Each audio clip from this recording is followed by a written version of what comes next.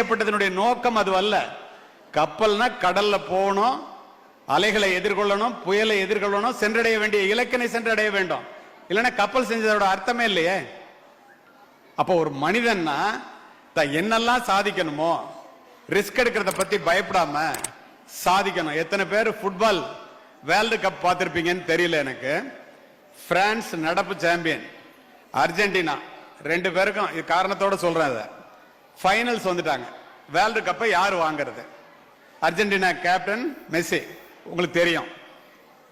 ரெண்டு பேரும் 3-3 கோல் penalty shoot அவுட்ல வந்து நிக்குது. யாரு ஜெயிப்பான்னு உலகமே பார்த்துட்டு இருக்கு. அந்த அரங்கத்துல 90 லட்சம் பேர் உட்கார்ந்துருக்காங்க. 90 lakhs. நினைச்சு பாருங்க, அப்படின்னா எவ்வளவு பேர் பார்த்துட்டு இருந்திருப்பாங்கன்னு. அவ்வளவு பேர் உட்கார்ந்து இருக்கிற அந்த அரங்கத்துல உலகமே பார்த்துட்டு இருக்கிறதுல உடனே அமைதியாயிட்டீங்க. என்ன நினைக்கிறான் பிரான்ஸ்னா, நம்ம தோத்துறக்கூடாது, தோக்க கூடாது, ஜெயிக்கிறமா இல்லையாங்கிறது அப்புறம். அதனால டிஃபென்ஸ் எல்லாம் அதிகப்படுத்துறதுக்காக புது புது பிளேயர் எல்லாம் உள்ள இறக்குறான். ஆனா அர்ஜென்டினா என்ன பண்ணா, do or die, best form of defence is offence, செய் அல்லது செத்து மடி, ஜெயிக்கணும் இல்லைன்னா போயிடணும்டா வெளியில அப்படின்னு முடிவு எடுக்கிறான். ஷூட் இவன் 4 கோல் அடிக்கலாம், அவன் 4 கோல் அடிக்கலாம். அந்த இடத்துல உங்களுக்கு ஒன்று சொல்றேன் நான், அருமை மாணவர்களே மாணவிகளே, don't join the cautious group that plays not to lose, play to win. Please come out of the comfort zone.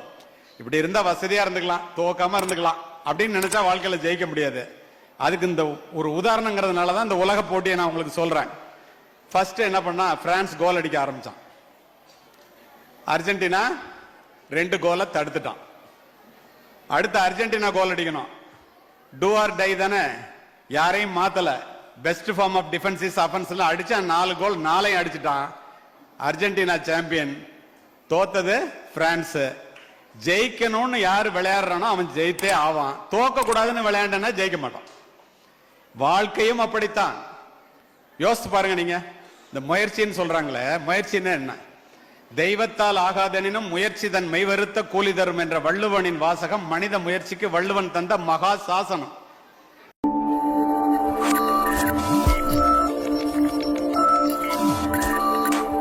இப்போ நீ என்னவாகணும்னு நினைக்கிறியோ அதுவாவே ஆயிடுவேன்னு சொன்னல. யோசித்து பாருங்க. நான் எஸ்பி ஆகணும்னு நினைச்சேன், ஆயிட்டான். நான் எஸ்பி பங்களாவை பார்த்துட்டு இருக்கும்போது அவன் கலெக்டர் பங்களாவை பார்த்துட்டு இருந்திருக்கான்னு அப்பதான் தெரியுது. அவன் கலெக்டர் ஆகணும்னு நினைச்சு நூலகத்திலே இருந்தா அவன் கலெக்டர் ஆயிட்டான்.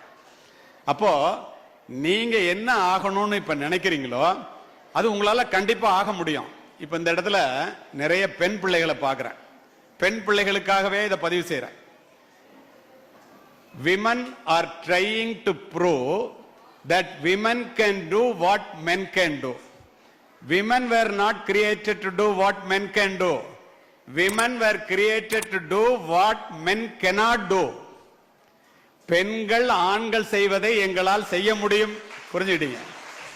பெண்கள்லாம் ஆண்கள் செய்யறதை எங்களால செய்ய முடியும்னு நீங்க முயற்சி பண்றீங்க அதை நிரூபிக்கிறதுக்கு. அது அல்ல. ஆண்களால் செய்ய முடிவதை எங்களால் செய்ய முடியும் என்பதற்காக படைக்கப்பட்டவர்கள் அல்ல பெண்கள். ஆண்களால் செய்ய முடியாததையும் எங்களால் செய்ய முடியும் என்பதற்காக படைக்கப்பட்டவர்கள். இதை எப்படி சொல்றேன்னு கேளுங்க. நான் எதுவுமே சொந்த உதாரணங்கள் என்ன சொல்றது இல்லை. இதை ஒரு நாள் ஒரு டிவியில் ஒரு இன்டர்வியூல சொன்ன, ஒரே நாள்ல 1 மில்லியன் பார்த்துட்டாங்க. இது இளைஞர்களுக்காக, பிள்ளைகளுக்காக.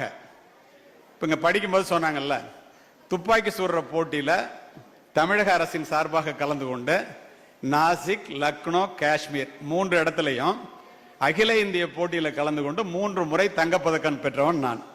இதை எதுக்கு சொல்றேன்னா, எனக்கு இல்ல, நல்லா கேட்டுட்டு வாங்க. 4வது முறையாக பெண்களுக்காக நீங்கெல்லாம் எவ்வளவு ஜாக்கிரதையா இருக்கணுங்கிறதுக்காக இந்த இடத்துல ஒண்ணு சொல்லிடுறேன். Your merits are judged only by the results you have produced, not by the efforts you have taken.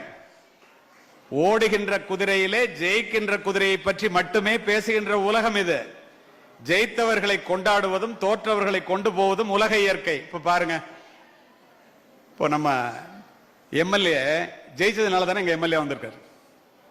இப்ப நானு எஸ்பி ஆனதுனால அல்லது ஒரு நாடறிந்த நல்ல தமிழ் பேச்சாளர் ஆனதுனால என்ன அழைச்சிட்டு வந்து நிக்க வைக்கிறீங்க. இல்லைன்னா வந்துருப்பா ஸ்டேஜுக்கு.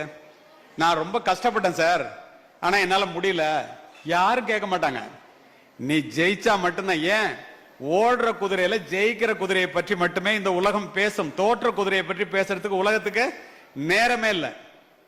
அதே நேரத்தில் ஜெயிக்கும் வரை அமைதியாக இரு, ஜெயித்த பிறகு அடக்கமாக இரு. ஜெயிக்கும் வரை குதிரை வேகத்தில் ஓடு. 10வது வரைக்கும் படிச்சு நல்ல மார்க் வாங்கிட்டேன்னா பெரிய ஆள் நினைச்சிடாத.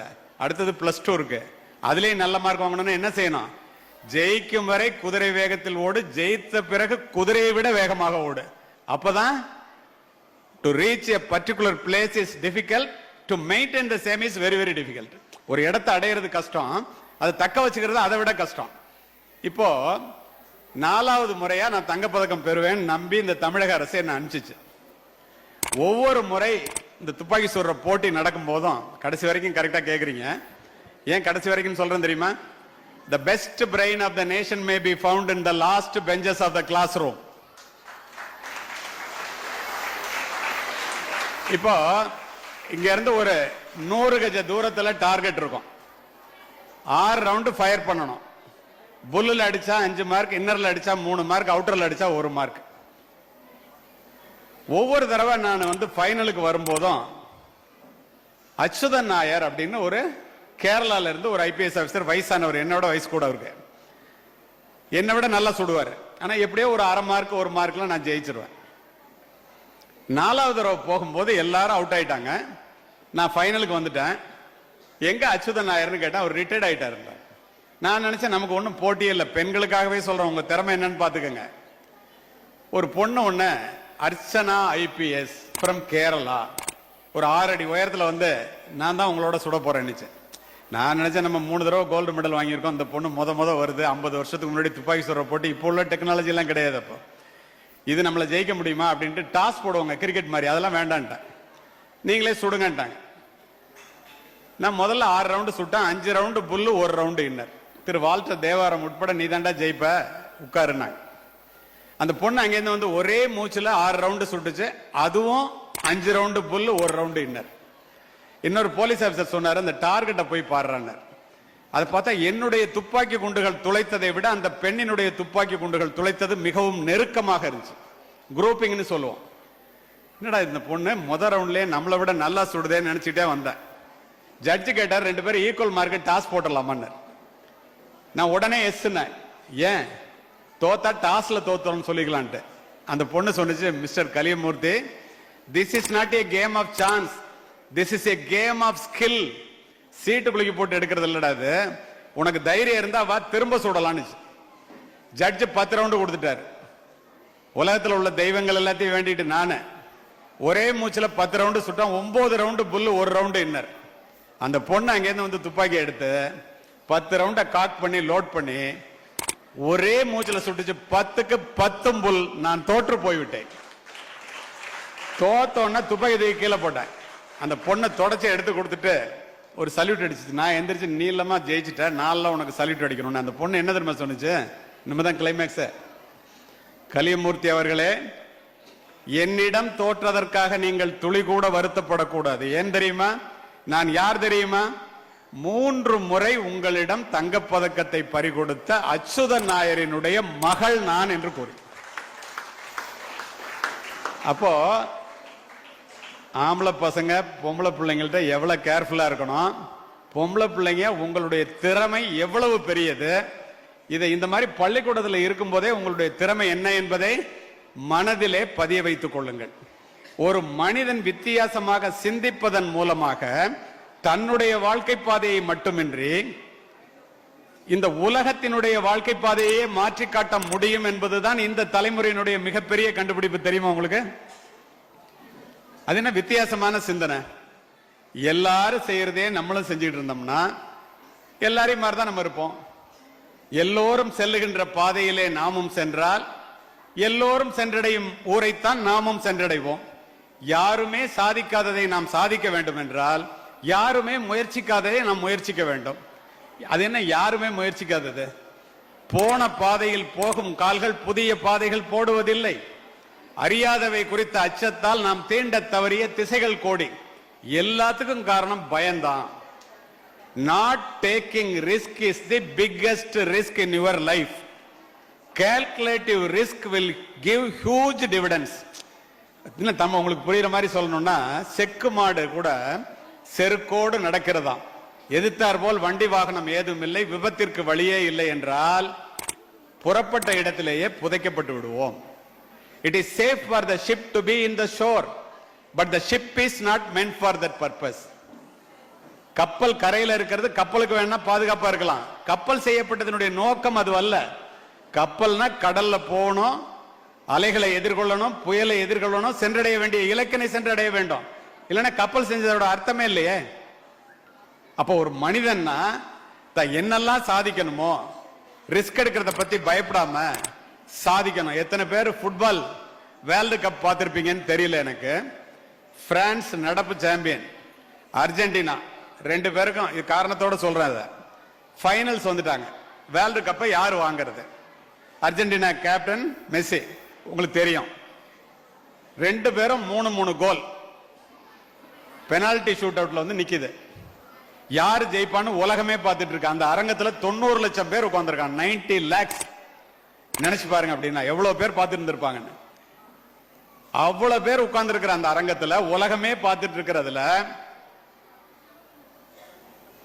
உடனே அமைதியாயிட்டீங்க.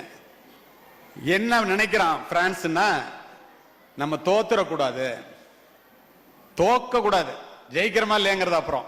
அதனால டிஃபென்ஸ் எல்லாம் அதிகப்படுத்துறதுக்காக புது புது பிளேயர் எல்லாம் உள்ள இறக்குறான். ஆனா அர்ஜென்டினா என்ன பண்ணா, do or die, best form of defence is offence, செய் அல்லது செத்து மடி, ஜெயிக்கணும் இல்லைன்னா போயிடணும்டா வெளியில அப்படின்னு முடிவு எடுக்கிறான். ஷூட் 4 கோல் அடிக்கலாம், அவன் 4 கோல் அடிக்கலாம். அந்த இடத்துல உங்களுக்கு ஒன்று சொல்றேன் நான், அருமை மாணவர்களே மாணவிகளே, don't join the cautious group that plays not to lose, play to win. Please come out of the comfort zone. இப்படி இருந்தா வசதியா இருந்துக்கலாம், துவக்காம இருந்துக்கலாம் அப்படின்னு நினைச்சா வாழ்க்கையில ஜெயிக்க முடியாது. அதுக்கு இந்த ஒரு உதாரணங்கிறதுனால தான் இந்த உலக போட்டியை நான் உங்களுக்கு சொல்றேன். ஃபர்ஸ்ட் என்ன பண்ணா, பிரான்ஸ் கோல் அடிக்க ஆரம்பிச்சான். அர்ஜென்டினா 2 கோலை தடுத்துட்டான். அடுத்து அர்ஜென்டினா கோல் அடிக்கணும். டூ ஆர் டை தானே, யாரையும் மாத்தல. Best form of defence is offence அடிச்சா 4 கோல் 4 அடிச்சுட்டான். அர்ஜென்டினா சாம்பியன், தோத்தது பிரான்ஸ். ஜெயிக்கணும்னு யார் விளையாடுறானோ அவன் ஜெயித்தே ஆவான். தோக்க கூடாதுன்னு விளையாண்டனா ஜெயிக்க மாட்டான். வாழ்க்கையும் அப்படித்தான். யோசித்து பாருங்க நீங்க. இந்த முயற்சின்னு சொல்றாங்களே, முயற்சின்னு என்ன? தெய்வத்தால் ஆகாதெனினும் முயற்சி தன் மெய்வருத்த கூலி தரும் என்ற வள்ளுவனின் வாசகம் மனித முயற்சிக்கு வள்ளுவன் தந்த மகா சாசனம். என்ன அது? உனக்கு வேண்டிய அத்துணையும் வாழ்க்கையில் உனக்கு என்ன வேணுமோ உன்னுடைய காலடியிலே கிடைக்கிறது. நீ செய்ய வேண்டியது முயற்சி மட்டும்தான். அதுக்கு என்ன செய்யணும்? என்னுடைய முயற்சிகள் என்னை பல முறை கைவிட்டது உண்டு. ஆனால் நான் என்னுடைய முயற்சியை ஒரு முறை கூட கைவிட்டதில்லை. ஏன் தெரியுமா? முயற்சி என்பது முடிந்தவரை செய்வதற்கு பெயர் முயற்சி அல்ல, முடியும் வரை செய்வதே முயற்சி. நீ எந்த காரியத்தை எடுத்துக்கிட்டியோ அந்த காரியத்தை முடிக்கிற வரைக்கும் செய்யறதா முயற்சி, இல்லைன்னா முயற்சி இல்லாத. பேதை பெருங்கிழி நட்பின் அறிவுடையார் ஏதின்மை கோடி உறும் உயுவ விளக்க உரை. அறிவில்லாதவனுடைய மிக பொருந்திய நட்பை விட அறிவுடையவரின் நட்பில்லாத தன்மை கோடி மடங்கு நன்மை தருவதாகும். சாலமன் பாப்பையா விளக்க உரை. அறிவற்றவனின் மிக நெருக்கமான நட்பைக் காட்டிலும் அறிவுடையார்களின் பகை கோடி நன்மையாம். கலைஞர் விளக்க உரை. அறிவில்லாதவனிடம் நெருங்கிய நட்பு கொண்டிருப்பதை விட அறிவுடைய ஒருவரிடம் பகை கொண்டிருப்பது கோடி மடங்கு மேலானதாகும். பேதை பெருங்கிழி நட்பின் அறிவுடையார் ஏதின்மை கோடி உறும் உயுவ விளக்க உரை. அறிவில்லாதவனுடைய மிக பொருந்திய நட்பை விட அறிவுடையவரின் நட்பில்லாத தன்மை கோடி மடங்கு நன்மை தருவதாகும். சாலமன் பாப்பையா விளக்க உரை. அறிவற்றவனின் மிக நெருக்கமான நட்பைக் காட்டிலும் அறிவுடையார்களின் பகை கோடி நன்மையாம். கலைஞர் விளக்க உரை. அறிவில்லாதவனிடம் நெருங்கிய நட்பு கொண்டிருப்பதை விட அறிவுடைய ஒருவரிடம் பகை கொண்டிருப்பது கோடி மடங்கு மேலானதாகும். பேதை பெருங்கிழி நட்பின் அறிவுடையார் ஏதின்மை கோடி உறும் உயுவ விளக்க உரை. அறிவில்லாதவனுடைய மிக பொருந்திய நட்பை விட அறிவுடையவரின் நட்பில்லாத தன்மை கோடி மடங்கு நன்மை தருவதாகும். சாலமன் பாப்பையா விளக்க உரை. அறிவற்றவனின் மிக நெருக்கமான நட்பைக் காட்டிலும் அறிவுடையார்களின் பகை கோடி நன்மையாம். கலைஞர் விளக்க உரை. அறிவில்லாதவனிடம் நெருங்கிய நட்பு கொண்டிருப்பதை விட அறிவுடைய ஒருவரிடம் பகை கொண்டிருப்பது கோடி மடங்கு மேலானதாகும். பேதை பெருங்கிழி நட்பின் அறிவுடையார் ஏதின்மை கோடி உறும் உயுவ விளக்க உரை. அறிவில்லாதவனுடைய மிக பொருந்திய நட்பை விட அறிவுடையவரின் நட்பில்லாத தன்மை கோடி மடங்கு நன்மை தருவதாகும். சாலமன் பாப்பையா விளக்க உரை. அறிவற்றவனின் மிக நெருக்கமான நட்பைக் காட்டிலும் அறிவுடையார்களின் பகை கோடி நன்மையாம். கலைஞர் விளக்க உரை. அறிவில்லாதவனிடம் நெருங்கிய நட்பு கொண்டிருப்பதை விட அறிவுடைய ஒருவரிடம் பகை கொண்டிருப்பது கோடி மடங்கு மேலானதாகும். பேதை பெருங்கிழி நட்பின் அறிவுடையார் ஏதின்மை கோடி உறும் உயுவ விளக்க உரை. அறிவில்லாதவனுடைய மிக பொருந்திய நட்பை விட அறிவுடையவரின் நட்பில்லாத தன்மை கோடி மடங்கு நன்மை தருவதாகும். சாலமன் பாப்பையா விளக்க உரை. அறிவற்றவனின் மிக நெருக்கமான நட்பைக் காட்டிலும் அறிவுடையார்களின் பகை கோடி நன்மையாம். கலைஞர் விளக்க உரை. அறிவில்லாதவனிடம் நெருங்கிய நட்பு கொண்டிருப்பதை விட அறிவுடைய ஒருவரிடம் பகை கொண்டிருப்பது கோடி மடங்கு மேலானதாகும். பேதை பெருங்கிழி நட்பின் அறிவுடையார் ஏதின்மை கோடி உறும் உயுவ விளக்க உரை. அறிவில்லாதவனுடைய மிக பொருந்திய நட்பை விட அறிவுடையவரின் நட்பில்லாத தன்மை கோடி மடங்கு நன்மை தருவதாகும். சாலமன் பாப்பையா விளக்க உரை. அறிவற்றவனின் மிக நெருக்கமான நட்பைக் காட்டிலும் அறிவுடையார்களின் பகை கோடி நன்மையாம். கலைஞர் விளக்க உரை. அறிவில்லாதவனிடம் நெருங்கிய நட்பு கொண்டிருப்பதை விட அறிவுடைய ஒருவரிடம் பகை கொண்டிருப்பது கோடி மடங்கு மேலானதாகும். பேதை பெருங்கிழி நட்பின் அறிவுடையார் ஏதின்மை கோடி உறும் உயுவ விளக்க உரை. அறிவில்லாதவனுடைய மிக பொருந்திய நட்பை விட அறிவுடையவரின் நட்பில்லாத தன்மை கோடி மடங்கு நன்மை தருவதாகும். சாலமன் பாப்பையா விளக்க உரை. அறிவற்றவனின் மிக நெருக்கமான நட்பைக் காட்டிலும் அறிவுடையார்களின் பகை கோடி நன்மையாம். கலைஞர் விளக்க உரை. அறிவில்லாதவனிடம் நெருங்கிய நட்பு கொண்டிருப்பதை விட அறிவுடைய ஒருவரிடம் பகை கொண்டிருப்பது கோடி மடங்கு மேலானதாகும். பேதை பெருங்கிழி நட்பின் அறிவுடையார் ஏதின்மை கோடி உறும் உயுவ விளக்க உரை. அறிவில்லாதவனுடைய மிக பொருந்திய நட்பை விட அறிவுடையவரின் நட்பில்லாத தன்மை கோடி மடங்கு நன்மை தருவதாகும். சாலமன் பாப்பையா விளக்க உரை. அறிவற்றவனின் மிக நெருக்கமான நட்பைக் காட்டிலும் அறிவுடையார்களின் பகை கோடி நன்மையாம். கலைஞர் விளக்க உரை. அறிவில்லாதவனிடம் நெருங்கிய நட்பு கொண்டிருப்பதை விட அறிவுடைய ஒருவரிடம் பகை கொண்டிருப்பது கோடி மடங்கு மேலானதாகும். பேதை பெருங்கிழி நட்பின் அறிவுடையார் ஏதின்மை கோடி உறும் உயுவ விளக்க உரை. அறிவில்லாதவனுடைய மிக பொருந்திய நட்பை விட அறிவுடையவரின் நட்பில்லாத தன்மை கோடி மடங்கு நன்மை தருவதாகும். சாலமன் பாப்பையா விளக்க உரை. அறிவற்றவனின் மிக நெருக்கமான நட்பைக் காட்டிலும் அறிவுடையார்களின் பகை கோடி நன்மையாம். கலைஞர் விளக்க உரை. அறிவில்லாதவனிடம் நெருங்கிய நட்பு கொண்டிருப்பதை விட அறிவுடைய ஒருவரிடம் பகை கொண்டிருப்பது கோடி மடங்கு மேலானதாகும். பேதை பெருங்கிழி நட்பின் அறிவுடையார் ஏதின்மை கோடி உறும் உயுவ விளக்க உரை. அறிவில்லாதவனுடைய மிக பொருந்திய நட்பை விட அறிவுடையவரின் நட்பில்லாத தன்மை கோடி மடங்கு நன்மை தருவதாகும். சாலமன் பாப்பையா விளக்க உரை. அறிவற்றவனின் மிக நெருக்கமான நட்பைக் காட்டிலும் அறிவுடையார்களின் பகை கோடி நன்மையாம். கலைஞர் விளக்க உரை.